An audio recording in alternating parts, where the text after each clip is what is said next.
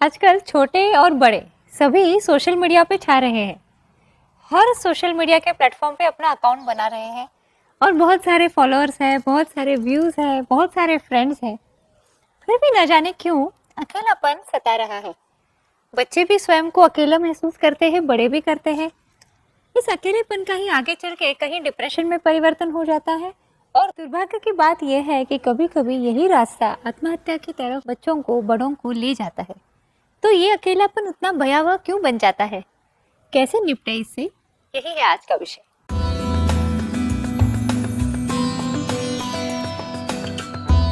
नमस्कार, मैं डॉक्टर कलिका आप सबका स्वागत करती हूँ। कैसे हैं आप लोग? दुनिया कहने को तो बहुत छोटी हो गई है। आज कहीं से भी, कहीं पे भी हमारे किसी भी रिश्तेदार को, दोस्त को हम फोन कर सकते हैं, उसे देख सकते हैं, उससे बात कर सकते हैं। दुनिया एक दूसरे के बहुत करीब आ गई है। इतनी पास में शायद ही कभी किसी शताब्दी में रही होगी। फिर भी न जाने क्यों इतने सारे लोगों के गूंज के बीच में भी लोग खुद को अकेला महसूस करते हैं। ये अकेलापन खाने को दौड़ता है। कई लोग जब मिलते हैं तो कहते हैं कि इस अकेलेपन से हम कैसे सामना करें, इसके बारे में कुछ बोलिए। वैसे है क्या ये अकेलापन और क्यों हम इतना डरते हैं अकेलेपन से? एक दूसरे से जुड़ जाना, रिश्ते बनाना, उसमें आनंद लेना, ये तो मनुष्य स्वभाव है। बचपन से लेके आज तक हम लोग कितने सारे रिश्ते बना लेते हैं। और इतना ही नहीं, इन रिश्तों के लिए बहुत कुछ करना भी चाहते हैं, किंतु जब तक सब अच्छा चल रहा है, सही होता है। कभी कभी ऐसा हो जाता है कि अपने लोग हमसे दूर चले जाते हैं, कभी कभी इस दुनिया से भी निकल जाते हैं, कभी कभी अच्छे खासे रिश्ते भी बिगड़ जाते हैं, उनमें खटास आ जाती है। कभी कभी हम किसी लोगों को चाहते हैं किंतु वो हमें स्वीकारते नहीं हैं। कभी कभी अवहेलना आती है, हमें लोग, स्वीकृति हमारी नहीं हो पाती। तो ऐसी कितनी सारी बातें होती है जहाँ पे मनुष्य को दुख होता है। और कभी कभी ऐसा लगता है जैसे इस सारी बड़ी सी दुनिया में मैं अकेला हूँ, मैं अकेली हूँ। और यह दुख बहुत बड़ा होता है। कैसे इस दुख का सामना करें और कैसे इस डर से सामना करें, ये समझना बहुत आवश्यक है। तो पहले हम ये सोचते हैं कि ये जुड़ना क्या है, हम क्यों जुड़ना चाहते हैं। थोड़ा सा विचार कीजिए, फिर समझ में आएगा कि मैं और किसी और के साथ जुड़ना चाहना मेरा, इसमें क्या हो जाता है, ये जो मैं है इसका थोड़ा सा विस्तार हो जाता है। जब मैं कहती हूँ कि नहीं, मुझे कोई नहीं चाहिए, मैं अकेली हूँ, तो मेरा मैं संकुचित हो जाता है और इसमें दुख है। अगर कोई दुखी इंसान है तो वह दुखी मनुष्य ऐसा बैठेगा, कहीं कोने में जाके बैठेगा, कहीं अंधेरे में बैठेगा। तो यहाँ पे उस मैं का आकुंचन हो जाता है। और जब इन मनुष्य खुश हो जाता है तो वो खिल जाता है, वहाँ उसका एक विस्तार हो जाता है। तो जब भी हम किसी से जुड़ते हैं, जैसे हम किसी दोस्त से मिलते हैं, फिर उससे बातें करते हैं, फिर हमें लगता है उसके लिए कोई लगाव, उन्हें लगता है हमारे लिए लगाव, और फिर अपना जो मैं है उसका विस्तार वहाँ तक हो जाता है। तो धीरे धीरे हम जब बड़े हो रहे हैं तो मेरे मैं में मेरी माँ होती है, मेरे पिता होते हैं, मेरे भाई बहन होते हैं। फिर धीरे धीरे मैं स्कूल जाने लगती हूँ तो मेरे दोस्त आ जाते हैं। धीरे धीरे हमारा ऐसा विस्तार होता है और ये जो मेरा मैं है ना, ये बड़ा बड़ा होने लगता है। और जब भी हमारे इस मैं में से कोई निकल जाता है तो जैसे टूटने का एक एहसास होता है, एक टूटने की भावना आ जाती है और यहाँ पे हमें दुख लगता है। क्यों? ऐसे लगता है जैसे मुझ में से कुछ कम हो गया, मेरे में से कुछ चला गया। और अगर सभी निकल गए तो फिर हमें लगता है कि अरे, मैं तो अकेली रह गई, अब मैं कैसे जीऊंगी, मेरा कोई अस्तित्व ही नहीं रहा। तो ये जो जुड़ना है, ये हमारा स्वभाव है और इसमें हमें आनंद मिलता है। क्यों आनंद मिलता है, ये समझने वाली बात है। हमें लगता है कि हम जिस चीज से जुड़ जाते हैं वहां पे हमारा विस्तार होके वह चीज हमारे में सम्मिलित हो जाती है। ये समझना बड़ा आवश्यक है। इसीलिए तो हमारे यहाँ कहते हैं कि वसुधैव कुटुंबकम, ये पूरी धरती ही हमारा परिवार है। तो जब कोई इंसान इस भावना से काम करता है तो उसका मैं इतना बड़ा होता है कि उसके लिए पूरा, उसकी पूरी जो पृथ्वी है, उस पे जो चराचर है, जो जीव जंतु है, प्राणी है, पशु पक्षी है, पेड़ है, सारे ही उसमें सम्मिलित है। ये बहुत बड़ा व्यापक विचार हुआ। और जो इतना नहीं समझता, शायद वो समझेगा ये देश मेरा है, तो वो देश के लिए काम करेगा, अपने देश की उन्नति के बारे में सोचेगा, अपने समाज की उन्नति के बारे में सोचेगा, कुटुंब की, फिर उससे और मैं थोड़ा छोटा हो जाता है, फिर मैं अपने समाज के लिए, फिर मैं अपने कुटुंब के लिए, फिर मैं मेरे लिए। अब ये मेरा इतना संकुचित हो जाता है कभी कभी, तो लगता है मैं बहुत दुखी मनुष्य हूँ, इस प्राणी में कोई सुख ही नहीं है। ये भावना जब आ जाती है और ये बहुत बड़ा सा इसमें एक वैक्यूम क्रिएट हो जाता है, एक खोखलापन आ जाता है, जिससे फिर वो मनुष्य सामना ही नहीं कर पाता। फिर कभी कभी ये डिप्रेशन में चले जाते हैं, कभी कभी दुर्भाग्यवश ये आत्महत्या की तरफ भी चले जाते हैं। तो ये प्रक्रिया समझना बहुत आवश्यक है कि जब भी हम मैं को व्यापक करते हैं, इसमें आनंद है, और जब इस मैं को हम छोटा करते रहते हैं तब इसमें दुख है। तो अकेलेपन का डर अगर निकालना है तो सबसे पहली बात यह है कि हमारे इस मैं को हमेशा विस्तारित रखें। स्वयं के बारे में सोचना, स्वयं का फायदा किसमें है ये देखना, मेरी खुशी मेरे लिए, ये मेरा है, इससे बाहर निकलकर हम में आना है और इस हम को भी धीरे धीरे बढ़ाना है। अब मेरे बच्चे तो अच्छे हैं, औरों के बच्चे भी अच्छे हैं, फिर उनके बच्चे अच्छे हैं तो सारे बच्चे अच्छे हैं, अब मेरे देश के बच्चे हैं अच्छे हैं तो पूरे विश्व के बच्चे अच्छे हैं। तो इसमें ये हम हो जाता है, इसमें व्यापकता आ जाती है। तो इस व्यापकता को जब जब हम अनुभव करेंगे तब तब हमें खुशी मिलेगी। अब दूसरी बात समझने वाली बहुत आवश्यक बात यह है कि हम जिन जिन चीज़ों से जुड़ते हैं उसे जगत कहा गया है। इस जगत की हर चीज़ से हम जुड़ते हैं।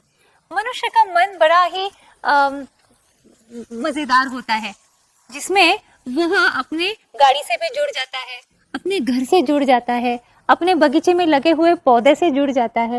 मतलब हर चीज़ जो उसके सहवास में आए वो उससे जुड़ जाता है और फिर उसे लगता है कि हाँ ये अब मेरा है, मैं हूँ। इंसान घर लेता है, उसे बनाता है, फिर बगीचा खिलाता है, धीरे धीरे उसे लगता है ये सब मिलके मैं हूँ। तो इस मैं में अगर हम सोचे तो हमने इस जगत की चीज़ों को ऐड किया है। जगत मतलब क्या है? जिसकी निर्मित हुई है, जीवन मिला है और वो गतिशील है, वो निकल गया है। तो हर कोई चीज़ जो इस जगत में है उसके लिए जन्म है, उसके लिए मृत्यु है। तो हर चीज़ जिससे हम जुड़ते हैं, समझने की बात है कि उसकी शुरुआत है तो उसका अंत भी है, और जब तक उसकी शुरुआत हुई है और अंत हुआ नहीं है हम उससे जुड़े हुए हैं। मतलब हर चीज़ जो है ये बदलने वाली है, ये समाप्त होने वाली है, मतलब इसमें कोई गति है। तो हम जब तक गति से जुड़ेंगे तो हमें बार बार ये अनुभव आएगा कि कभी हम जुड़े हुए हैं, कभी हम अकेले हैं। तो ये अकेलेपन का अनुभव जुड़ने के साथ साथ ही चलता है। फिर हम कहते हैं कि जीवन में सुख भी है, दुख भी है। क्यों है? क्योंकि हम जिन चीज़ों से जुड़ते हैं वह चीज़ों का स्वभाव ही वही है। तो इस गति को अगर हमें समझना है तो बहुत आसान बात है कि हमें स्थिरता का अनुभव भी लेना पड़ता है। जैसे अगर आप रेलवे स्टेशन पे खड़े हैं तो वहाँ से गाड़ियाँ जा रही है, हमें गाड़ी की गति का कब पता चलता है? जब हम रेलवे स्टेशन पे खड़े हैं। अगर हम गाड़ी में बैठे हैं तो हमें गति का अनुभव आता है, किंतु स्थिरता का नहीं आता, उसकी हम स्पीड नहीं बता सकते।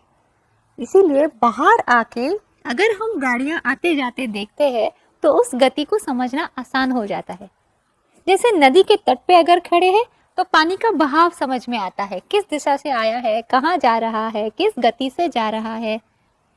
वैसे ही हमारे जीवन में अगर हम तटस्थ होना सीख लेते हैं और गति का अनुभव भी लेते हैं तो यहाँ पे क्या हो जाता है, हमारा नहीं सिर्फ जगत से संबंध जुड़ता है, हमारा अपने आप से भी संबंध जुड़ता है।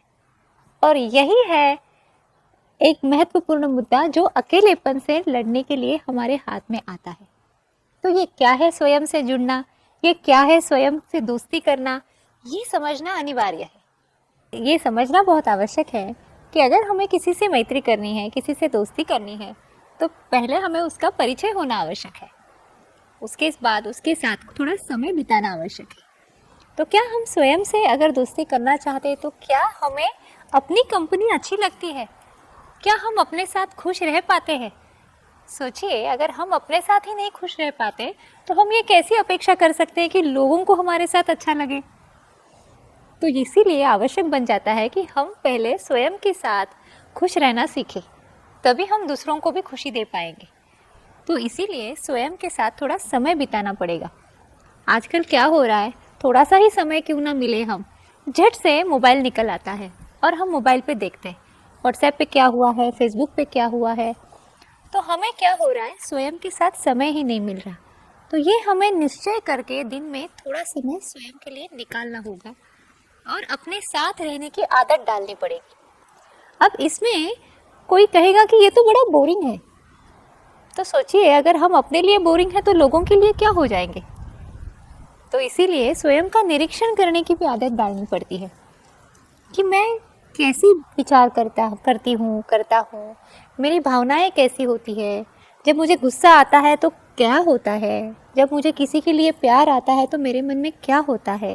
ये स्वयं को समझने की, स्वयं का निरीक्षण करने की आदत अगर बचपन से है तो हमें कभी भी ये प्रश्न नहीं पड़ता कि अपने बारे में कुछ कहिए, किसी ने कहा तो हम कहते हैं कि अब मैं क्या कहूँ। नहीं, हमें पता होता है कि हम कैसे हैं, हमें क्या पसंद है, हम क्या चाहते हैं, हम जीवन में क्या पाना चाहते हैं।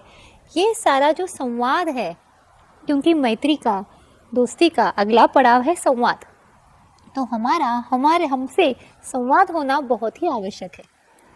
अब ये रहा शारीरिक तौर पे, मानसिक तौर पे स्वयं से जुड़ना। अब बौद्धिक स्तर पे भी जुड़ना आवश्यक है कि हम स्वतंत्र विचार कर पाते हैं या फिर हम किसी के बहकावे में आ जाते हैं। जैसी परिस्थिति है, जैसे लोग हैं, क्या हम उसी में बह जाते हैं। तो यहाँ पे भी सतर्क रहना, स्वयं का निरीक्षण करना, हमारी विचार शक्ति का निरीक्षण करना आवश्यक बन जाता है। अब इतना सब हम कर रहे हैं तो एक सवाल है, क्या ये सब मैं हूँ? मतलब आप अपने आप से पूछिए, क्या ये शरीर मतलब मैं हूँ? क्या ये भावनाएं मैं हूँ? क्या ये सारे विचार, भावनाएं, शरीर मिलाकर मैं हूँ? तो एक मज़ेदार बात आप भी याद करके देखिए कि आप जब फर्स्ट स्टैंडर्ड में थे, पहली कक्षा में थे और एक बेंच पे बैठा करते थे, और तब जो आप थे, फिर आप कॉलेज गए, फिर उसी क्लास में आप बैठते थे, तब जो आप थे याद कीजिए, फिर आपकी शादी हो गई, फिर आप ऑफिस भी जा रहे थे, तब जो आप थे और आज जो आप है, क्या वो एक ही इंसान है? क्या वो एक ही मनुष्य है या फिर ये सब अलग अलग मनुष्य थे? तो आप कहेंगे ऐसा कैसे, मैं ही तो हूँ। तो यही बात है कि मेरा शरीर बदल जाता है, विचार बदल जाते हैं, भावनाएं बदल जाते हैं, मेरे रिश्ते बदल जाते हैं, जिनसे मैं जुड़ी हूँ वो परिस्थिति, लोग बदल जाते हैं, किंतु जो मैं हूँ वो स्थिर है। तो स्वयं से जुड़ना मतलब इस स्थिर तत्व का अनुभव लेना, इसका निरीक्षण करना। और इस स्तर पे हम जब आ जाते हैं तब उपनिषद की बात याद आती है, तत् ब्रह्म। तत् मतलब वह तत्व जिसे कोई भी विशेषण नहीं लगते, किसी भी अस्थिर चीज से हम उसे डिफाइन नहीं कर सकते, हम उसकी व्याख्या नहीं कर सकते। उस तत्व जो निराकार है, जहाँ उसका कोई आकार से वो बंधा हुआ नहीं है, जो समय और स्थल से भी परे है, उस तत्व का मैं भी एक अंश हूँ। वह तत्व मुझ में है, वहाँ पे स्थैर्य है, वहाँ पे आनंद है, तो वह मैं हूँ। वो जो हम रोज मैं कहते हैं ना, वो तो अहंकार होता है, वो ईगो होता है।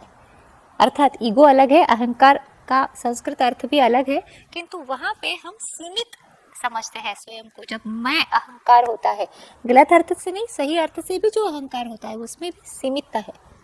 उससे भी परे हम जब चले जाते हैं तो उस तत्व में स्थैर्य है, वहाँ अचल है, वहाँ पे बदलने वाला कुछ नहीं है, गति नहीं है। तो एक साथ हमें अस्थिरता से भी जुड़ना है और स्थैर्य को भी बनाए रखना है।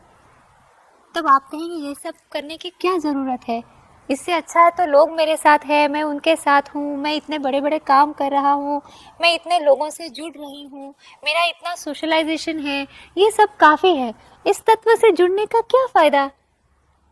तो इसका फ़ायदा ये है कि अगर हम स्वयं से जुड़ेंगे तो हम उस फूल की तरह है जिसमें सुगंध है और वह फूल सुगंध बांट रहा है।